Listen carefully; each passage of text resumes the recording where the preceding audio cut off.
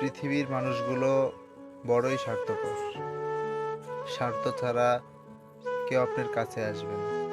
স্বার্থ ছাড়া কেউ আপনাকে ভালোবাসবে না।